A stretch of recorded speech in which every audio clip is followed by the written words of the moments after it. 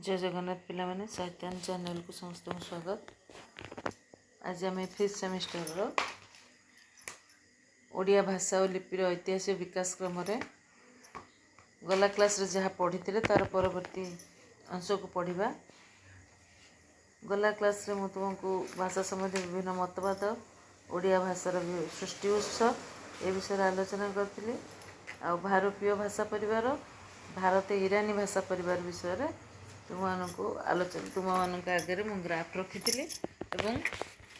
सूचना देती ठीक भाव में एनालिसिस कहीदे केमी बोली। आज आम भारत ईरानी आर्य भाषा परिवार विषय पढ़ा। भारत ईरानी आर्य भाषा परिवार अर्थात भारतीय आर्य भाषा विषय में आलोचना करवा। जो प्राचीन भारतीय आर्य भाषा, मध्य भारतीय आर्य भाषा, आधुनिक और नवीन भारतीय आर्य भाषा, यही भाव में भारतीय आर्य भाषा को विभक्त करा जायछि। प्राचीन भारतीय आर्य भाषा ख्रीष्टपूर्व 1500 रु ख्रीष्टपूर्व 500 समय को प्राचीन भारतीय आर्य भाषा कहुए। यही समय भितर जो भाषा व्यवहार होता से प्राचीन भारतीय आर्य भाषा। मध्य भारतीय आर्य भाषा हूँ ख्रीष्टपूर्व 500 रु ख्रीष्टपूर्व 1000। आधुनिक नवीन भारतीय आर्य भाषा ख्रीष्टाब्द 1000 परवर्ती। तेरे ये जो भाषार विभागीकरण आम देखिले एथिरे आम देखा प्राचीन भारतीय आर्य भाषा जो रहा ख्रीष्टपूर्व 1500 रु 500 ख्रीष्टपूर्व 500 पर्यंत से समय दी भाग कर दिया भाषा को। गोटे है वैदिक संस्कृत आ गोटे है लौकिक संस्कृत। वैदिक संस्कृतर समय सीमा है ख्रीष्टपूर्व 1500 रु ख्रीष्टपूर्व 800 पर्यंत।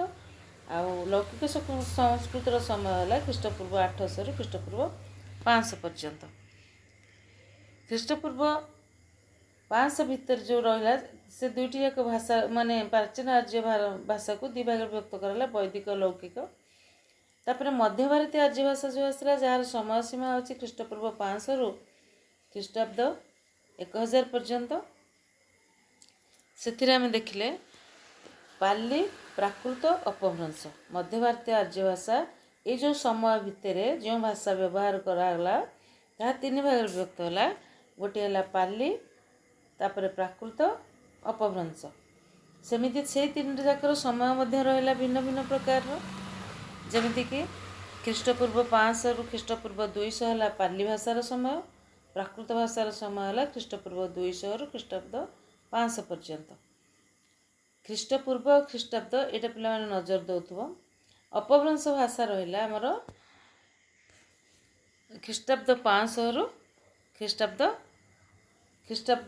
500 रु ख्रीष्टाब्द 1000 पर्यंत। तापरे आधुनिक बा नवीन आर्य भाषा जोटा 1000 परवर्ती ताहाला अपभ्रंश भाषा। यही भाव में भारत में व्यवहृत होता भाषा को तीन भाग व्यक्त कर तार परवर्ती विभागीकरण विषय आम ये ग्राफ माध्यम देखिपारे। तापर देखा प्राचीन भारतीय आर्य भाषा जो रहा वैदिक और लौकिक संस्कृत तार समय सीमा आलोचना कले। तापर आम आलोचना कले मध्य भारतीय आर्य भाषा। तेबे जो मध्य भारतीय आर्य भाषा पाली भाषा पर जो प्राकृत भाषा आसला से प्राकृत भाषा केते भाग विभक्त होला सौरसेनी महाराष्ट्री पैशाची अर्धमागधी आ मागधी। तापरे ये जो सौरसेनी महाराष्ट्री पैशाची अर्धमागधी रहा ये रहीगला से समय भाषा। ता परवर्ती जो मागधी रहा से मागधी मागधी अपभ्रंश सृष्टि है। जो मागधी अपभ्रंश भाषा सृष्टि है से भाषा मध्य मागधी दक्षिण मागधी उत्तर मागधी पूर्वी मागधी पश्चिम मागधी यही विभाग में विभक्तकरण करागला। मध्य मागधी जोटा जो बिहार गोष्ठी भाषा गोष्ठी बाहर आ पूर्वी मागधी बाहर बंगला ओडिया आसामी भाषा भाषी यही भाषा आसला बंगला ओडिया आसामी। पश्चिम मागधी आसला भोजपुरी वैदेही ଏବଂ ମୈଥିଲି। ଏଇଭଳି ଭାବରେ ଭାରତର ଆଉ ଇରାନୀୟ ଆର୍ଯ୍ୟ ଭାଷା ପରିବାରକୁ ବିଭାଗୀକରଣ କରାଗଲା।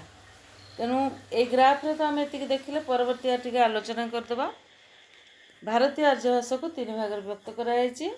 ଗୋଟିଏ ହେଲା ପ୍ରାଚୀନ ଭାରତୀୟ ଆର୍ଯ୍ୟ ଭାଷା, ମଧ୍ୟ ଭାରତୀୟ ଆର୍ଯ୍ୟ ଭାଷା, ଆଧୁନିକ ବା ନବୀନ ଭାରତୀୟ ଆର୍ଯ୍ୟ ଭାଷା।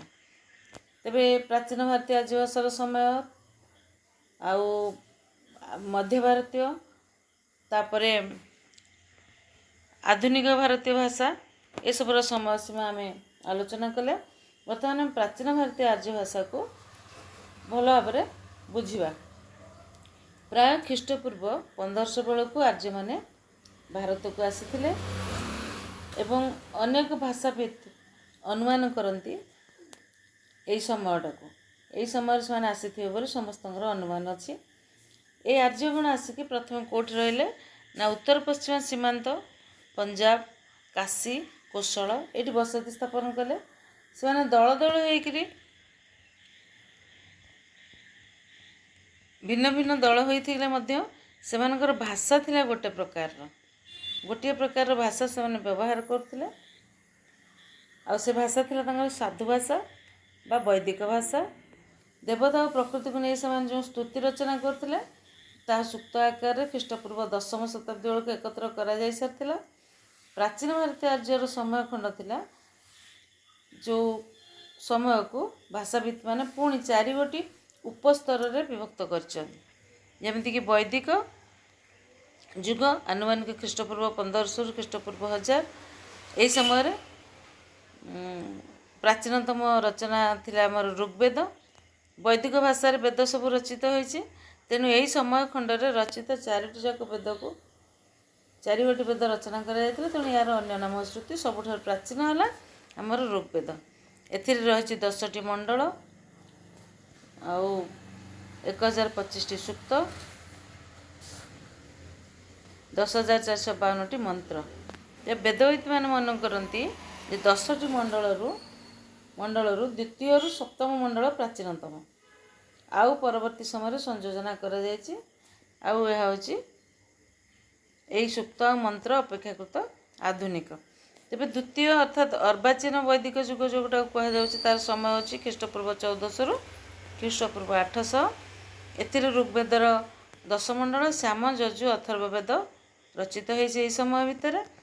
ଆଉ ଋଗ୍ବେଦ ସହିତ ଏଇ ଯେଉଁ ସମସ୍ତ କୃତି ରହିଲା ତାକୁ ସଂହିତା କୁହାଯାଇଛି, କାରଣ ଯେଉଁ ମନ୍ତ୍ର ସମୂହ ବିଭିନ୍ନ ଋଷିଙ୍କ ଦ୍ୱାରା ରଚନା କରାଗଲା, ସେସବୁକୁ ସଂଗ୍ରହ କରି ଭିନ୍ନ ଭିନ୍ନ ନାମରେ ପୁଣି ସଂକଳନ କରାଗଲା। ତୃତୀୟ ସହ ଆସିଲା ବେଦ ଉତ୍ତର ବା ପ୍ରାକ୍ ସଂସ୍କୃତ ଯୁଗ, ଯେଉଁଟା ହେଲା ଖ୍ରୀଷ୍ଟପୂର୍ବ 800ରୁ ଖ୍ରୀଷ୍ଟପୂର୍ବ 500 ପର୍ଯ୍ୟନ୍ତ। ଆରଣ୍ୟକ, ବ୍ରାହ୍ମଣ, ବେଦାନ୍ତ ସୂତ୍ର ସୃଷ୍ଟିର ଏଇଟା ଥିଲା ସମୟ।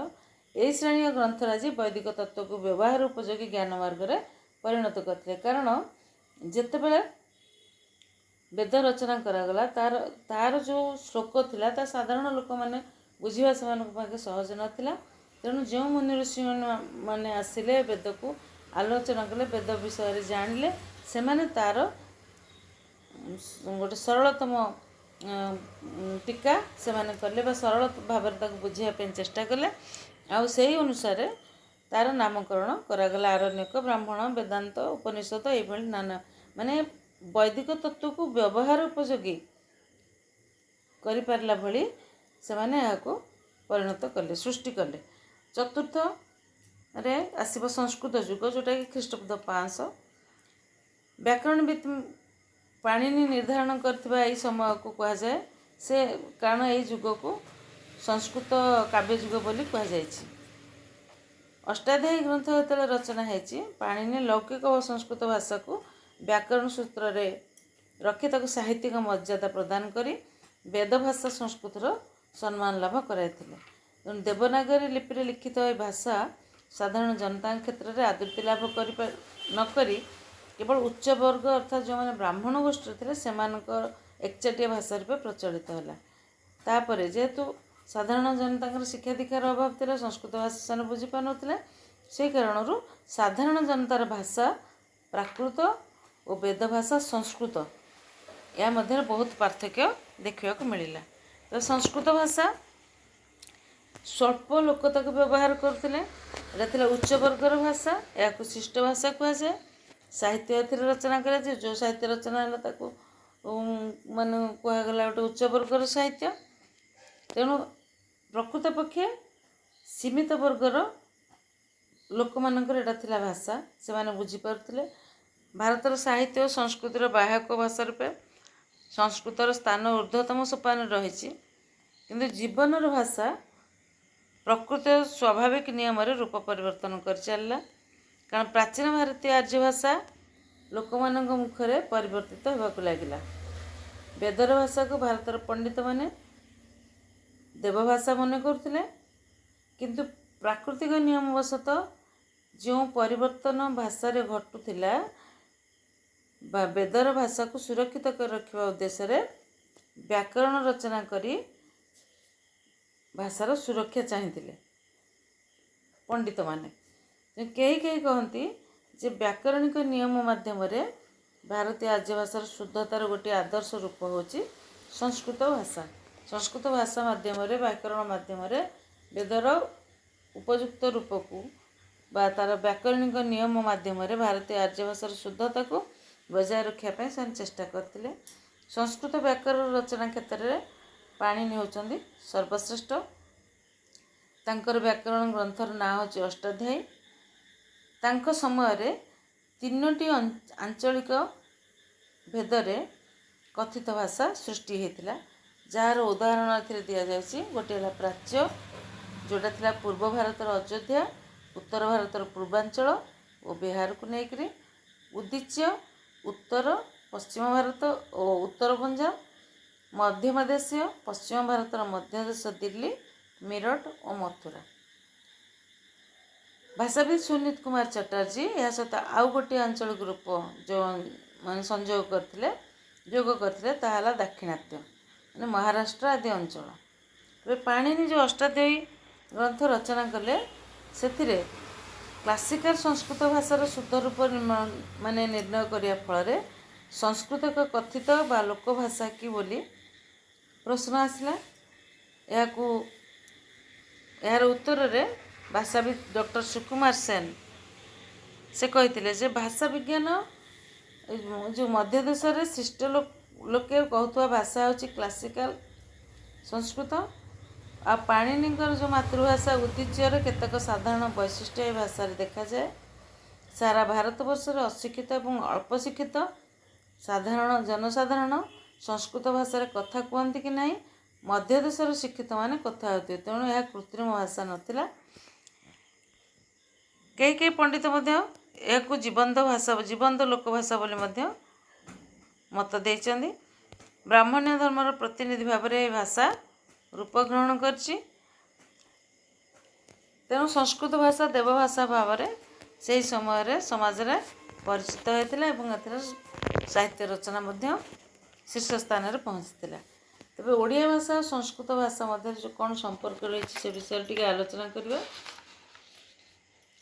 ଆମେ ଜାଣିଛେ ଯେ ସଂସ୍କୃତ ଭାଷା ହେଉଛି ପ୍ରାଚୀନ ଭାରତୀୟ ଆର୍ଯ୍ୟ ଭାଷାର ଗୋଟିଏ ଭାଷା, ବିଶେଷ ଅଞ୍ଚଳର ବିଶେଷ ଯୁଗର ଭାଷା। ସଂସ୍କୃତ ହେଉଛି ବହୁ ଭାଷାର ଜନନୀ। ଏଥିରେ ସୃଷ୍ଟି ହୋଇଥିବା ଭାଷା ମଧ୍ୟରେ ପାଲି, ପ୍ରାକୃତ, ଅପଭ୍ରଂଶ, ଅବହଟ ଏ ହେଉଛି ମୁଖ୍ୟ। ଏହା ମଧ୍ୟ ଦେଇ ବହୁତ ଆଧୁନିକ ଆର୍ଯ୍ୟ ଭାଷା ଜନ୍ମ ନେଇଛନ୍ତି, ସୃଷ୍ଟି ହୋଇଛନ୍ତି। ଓଡ଼ିଆ ହେଉଛି ଅନ୍ୟତମ ଆଧୁନିକ ଭାରତୀୟ ଆର୍ଯ୍ୟ ଭାଷା। ତେଣୁ ଓଡ଼ିଆ ଭାଷାର ମୂଳ ଉତ୍ସ ସଂସ୍କୃତ ଭାଷା ବୋଲି ଏହାକୁ କେହି ଅସ୍ୱୀକାର କରିପାରିବେ ନାହିଁ। ସମୟ ଅନୁସାରେ ଓଡ଼ିଆ ଭାଷା ବିଭିନ୍ନ ଭାଷାର ପ୍ରଭାବରେ ପ୍ରଭାବିତ ହୋଇଛି। ବ୍ୟାକରଣଗତ ପ୍ରଭାବ ଓଡ଼ିଆ ଭାଷାରେ ଏତେ ମାତ୍ରାରେ ଦେଖିବାକୁ ମିଳେ ନାହିଁ, କିନ୍ତୁ ଓଡ଼ିଆ ଭାଷାର ଧ୍ୱନି, ଶବ୍ଦ, ଅର୍ଥ ଏସବୁ ହେଉଛି ସଂସ୍କୃତ ଅନୁସାରୀ। ତେଣୁ ଓଡ଼ିଆ ଭାଷାର ମୂଳ ଉତ୍ସ ଭାବରେ ସଂସ୍କୃତ ଭାଷାକୁ ଗ୍ରହଣ କରାଯାଇଛି। ଯଦି ଓଡ଼ିଆ ଭାଷା ସହିତ ସଂସ୍କୃତ ଭାଷାର ସମ୍ପର୍କ ବିଷୟରେ ଯଦି ଆମେ ଆଲୋଚନା କରିବା, ତା'ର ସମ୍ପୂର୍ଣ୍ଣ ରୂପକୁ ଗୋଟିଏ ପରେ ଗୋଟିଏ ବିଶ୍ଳେଷଣ କରିବାକୁ ପଡ଼ିବ। ଯେମିତିକି ଆର୍ଯ୍ୟ ଭାଷାର ପ୍ରାଚୀନ ରୂପ ସଂସ୍କୃତ। ଭାରତୀୟ ଆର୍ଯ୍ୟ ଭାଷାର ପ୍ରାଚୀନ ରୂପ ହେଉଛି ସଂସ୍କୃତ ଭାଷା। ଏଥିରୁ ଆଧୁନିକ ସମୟର ବିଭିନ୍ନ ଭାଷା ଗୁଡ଼ିକର ଉତ୍ପତ୍ତି ଘଟିଛି। ଓଡ଼ିଆ ଭାଷା ଏକ ଆଧୁନିକ ଆର୍ଯ୍ୟ ଭାଷା ଭାବରେ ସ୍ୱୀକୃତ। ଓଡ଼ିଆ ଭାଷାର ମୂଳ ଉତ୍ସ ହେଉଛି ସଂସ୍କୃତ ଭାଷା। ସମୟ ଅନୁସାରେ ଓଡ଼ିଆ ଭାଷା ବିଭିନ୍ନ ଭାଷାର ପ୍ରଭାବରେ ପ୍ରଭାବିତ ହୋଇଛି, କିନ୍ତୁ ବ୍ୟାକରଣଗତ ପ୍ରଭାବ ଓଡ଼ିଆ ଭାଷାରେ ଏତେ ମାତ୍ରାରେ ଦେଖାଯାଏ ନାହିଁ। ଓଡ଼ିଆ ଭାଷାର ଧ୍ୱନି, ଶବ୍ଦ, ଅର୍ଥ ଏସବୁ କିନ୍ତୁ ହେଉଛି ଓଡ଼ିଆ ଭାଷା ଅନୁସାରେ। ତେଣୁ ଓଡ଼ିଆ ଭାଷାର ମୂଳ ଉତ୍ସ ସଂସ୍କୃତ ଭାଷା, ଏହା ସ୍ୱୀକୃତ। ସଂସ୍କୃତ ଭାଷା ଓ ଓଡ଼ିଆ ଭାଷା ଭିତରେ ବ୍ୟାକରଣଗତ ପାର୍ଥକ୍ୟ ଆମେ ଦେଖିଲେ ଏହା ଜାଣିବା ଯେ ଧ୍ୱନି ତତ୍ତ୍ୱ, ଶବ୍ଦ ତତ୍ତ୍ୱ, ଅର୍ଥ ତତ୍ତ୍ୱ ଅନୁସାରେ ଓଡ଼ିଆ ଭାଷା ଓ ସଂସ୍କୃତ ଭାଷାକୁ ଆମେ ତୁଳନା କରିପାରିବା ବା ତର୍ଜମା କରିପାରିବା। ସଂସ୍କୃତରେ ଥିବା ଯେଉଁ 13ଟି ସ୍ୱରବର୍ଣ୍ଣ ଆ ଠାରୁ ଔ ପର୍ଯ୍ୟନ୍ତ, ଓଡ଼ିଆ ଭାଷାରେ 11ଟି ବର୍ଣ୍ଣର ବ୍ୟବହାର ରହିଛି, ଯାହା ଲିଖିତ ଆକାରରେ ବ୍ୟବହୃତ ହେଉଛି। କିଛି ଧ୍ୱନି ତା ଭିତରୁ ଗ୍ରହଣ କରାଯାଉ ନାହିଁ। ସେହିପରି ବ୍ୟଞ୍ଜନବର୍ଣ୍ଣ ଦୃଷ୍ଟିରୁ ସଂସ୍କୃତରେ 25ଟି ବର୍ଗୀୟ ବ୍ୟଞ୍ଜନ ବ୍ୟବହାର କରାଯାଉଛି। ୱଂ ବର୍ଣ୍ଣଟି ତତ୍ସମ ଶବ୍ଦ, ଏଠି ଲିଖିତ ଭାବରେ ବ୍ୟବହାର କରାଯାଉଥିଲେ ହିଁ ଉଚ୍ଚାରଣ ଅନୁସ୍ୱାର ଭଳି କରାଯାଉଛି। ଆଉ ନ୍ୟ ସ୍ୱତନ୍ତ୍ର ଭାବରେ ଲିଖିତ ବା ଉଚ୍ଚାରିତ ହୋଇନଥାଏ। ତେଣୁ ବର୍ଗୀୟ ବିଭାଜନ ଦୃଷ୍ଟିରୁ ଓଡ଼ିଆ ଓ ସଂସ୍କୃତ ଭାଷାର ବିଭକ୍ତିକରଣ ପ୍ରାୟ ସମାନ। ଉଚ୍ଚାରଣ ଦୃଷ୍ଟିରୁ ମଧ୍ୟ ଧ୍ୱନି ଅନୁଯାୟୀ ସମାନ। ଆଉ ଯେଉଁ ବର୍ଗ ରହିଲା କଚଟତପ ବର୍ଗ, ଯଥାକ୍ରମେ କରୁ କଣ୍ଠ୍ୟ, ତାଲବ୍ୟ, ମୂର୍ଧନ୍ୟ, ଦନ୍ତ୍ୟ, ଓଷ୍ଠ ଏହିଭଳି ଭାବରେ ସଂଯୁକ୍ତ ମାନେ ସଂସ୍କୃତ ବର୍ଗୀକରଣ ହୋଇଥାଏ। ଆଉ ସଂରକ୍ଷିତ ବର୍ଣ୍ଣ ଭାବରେ ଡ ଢ ଧ୍ୱନି ରହିଲେ ଉଭୟ ସଂସ୍କୃତ ଓ ଓଡ଼ିଆ ଭାଷାରେ, ଅବର୍ଗୀୟ ବ୍ୟଞ୍ଜନ ଭାବରେ ଉଭୟ ସଂସ୍କୃତ ଓ ଓଡ଼ିଆ ଭାଷାର ଜ ର ଳ ଓ ସ ସ ସ ହ ଏସବୁ ଧ୍ୱନି ଗୁଡ଼ାକ ରହିଲା। କିନ୍ତୁ ଉଚ୍ଚାରଣ ଦୃଷ୍ଟିରୁ ମ ବର୍ଣ୍ଣ ଜ ଭଳି ଓଡ଼ିଆରେ ଉଚ୍ଚାରିତ ହୁଏ ନାହିଁ। ସଂସ୍କୃତରେ କିନ୍ତୁ ଯେଉଁ ରହିଛି ଜ ଆଉ ୟ ଯେଉଁ ରହିଛି ତାହାର ଉଚ୍ଚାରଣ ୟ ଭଳି କରାଯାଏ ଓଡ଼ିଆରେ, ଯେମିତି ଲୟ, ଛାୟା, ମାୟା, କାୟା। ଏଇ ତ ଓଡ଼ିଆରେ ୟରେ ଉଚ୍ଚାରଣ କରାଯାଏ। ଓଡ଼ିଆରେ ଲ ଳ ବର୍ଣ୍ଣଟି ସମାନ ସ୍ୱରରେ ଉଚ୍ଚାରିତ ହୋଇଥାଏ, କିନ୍ତୁ ସଂସ୍କୃତରେ ଗୋଟିଏ ଦୁଇଟି ଶବ୍ଦ ଉଚ୍ଚାରଣ ସହିତ ସବୁ ଜାଗାରେ ଲ ଉଚ୍ଚାରିତ ହୋଇଥାଏ। ତେଣୁ ଓଡ଼ିଆରେ ୱ ଅଳ୍ପ କିଛି ପରିମାଣ ସ୍ଥାନରେ ଧ୍ୱନିରେ ଉଚ୍ଚାରିତ ହୋଇଥାଏ, କିନ୍ତୁ ସଂସ୍କୃତରେ ୱ ଓଡ଼ିଆରେ ବ ଉଚ୍ଚାରିତ ହୋଇଥାଏ। ସଂସ୍କୃତ ଓଡ଼ିଆ ବା ଉଭୟ ଭାଷାରେ ଅନୁସ୍ୱାର ଆଉ ବିସର୍ଗ ବ୍ୟବହାର ସମାନ ଥାଏ। ଆଜି ପାଇଁ କ୍ଲାସ୍ଟା ଏତିକିରେ ଥାଉ। ନେକ୍ସଟ କ୍ଲାସ୍ରେ ପରବର୍ତ୍ତୀ ପାଠ ପଢ଼ିବା।